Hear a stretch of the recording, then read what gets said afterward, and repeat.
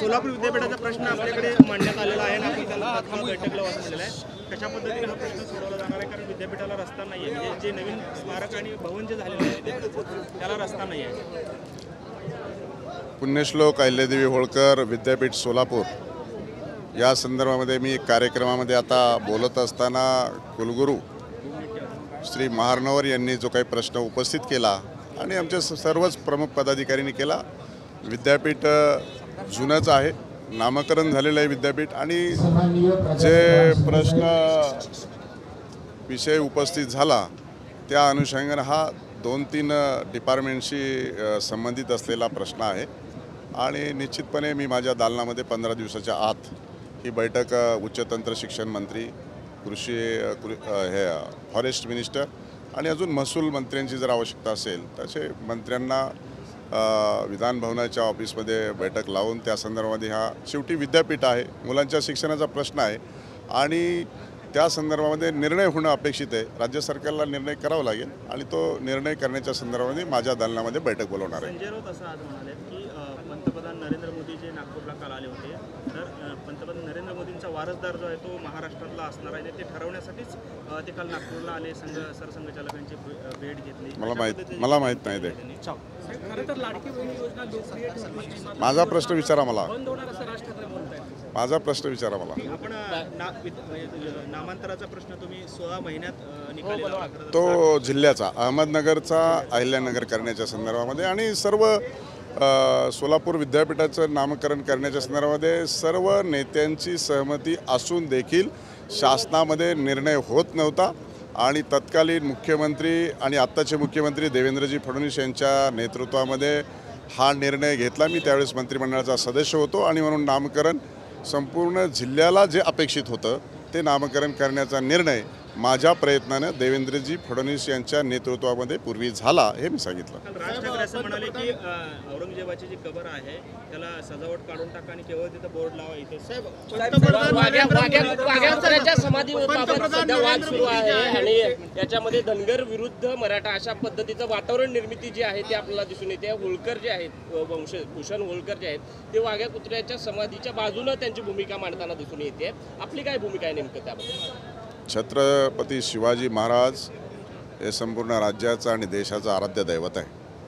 त्यांनी त्यांच्या कालखंडामध्ये घेतलेल्या भूमिका आताच्या कलियुगामध्ये त्यांच्या घेतलेल्या भूमिकेला फारकत कोणालाही करता येणार नाही. कोणतेही पूर्वज असो, राष्ट्रपुरुष असो, राजे असो, आणि त्यामुळं हा प्रश्न शेवटी ऐतिहासिक आहे, त्याचे पुरावे द्यावे लागणार आहेत. त्यामुळं हा बसवतानाच तिथे कसा बसवला आणि बसवला त्यावेळेस काय झालं, काढला परत त्याचं काय झालं, परत का बसवला हे देखील काय झालं, या सगळ्या बाबीवरती विचार विनिमय आणि सर्व त्याचे पुरावे तपासले जाण्याची आवश्यकता आहे. आणि म्हणूनसाठी हा मुद्दा कोणीही राजकीय करण्याची काही आवश्यकता नाही.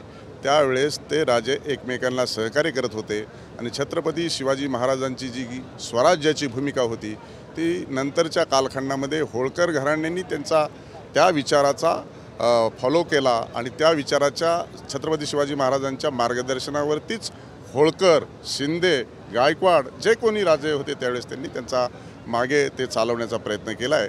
त्यामुळे याच्यामध्ये काही लोकांना वाद निर्माण करायचा, पण या वाद निर्माण करणं योग्य होणार नाही आणि म्हणून याच्यामध्ये इतिहासकार आणि शासन यामध्ये विचारविनिमय करून त्याच्यावरती तोडगा काढतो. बारामतीकरांची वक्रदृष्टी तुमच्यावर पडली असं तुम्ही म्हणालात. आता त्याच पवारांपैकी एक पवार तुमच्यासोबत महायुतीमध्ये आहेत.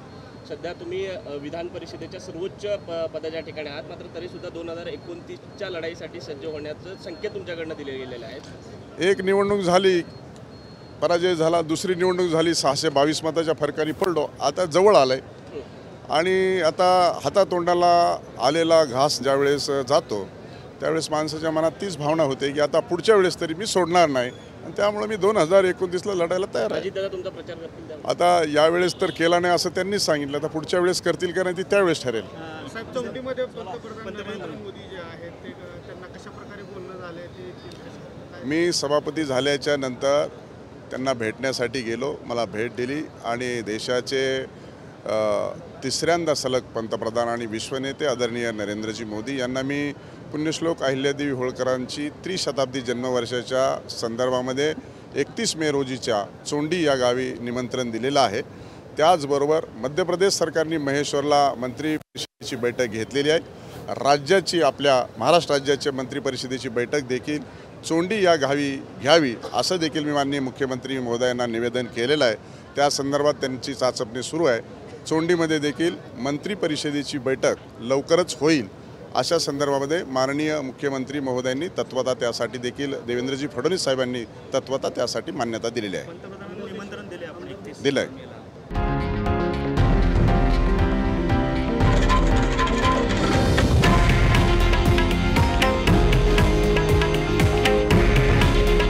हे आहे देशातील नंबर 1 न्यूज नेटवर्क आणि आपण पाहत आहात TV9 मराठी. काळजी तुमची, हित महाराष्ट्राचं.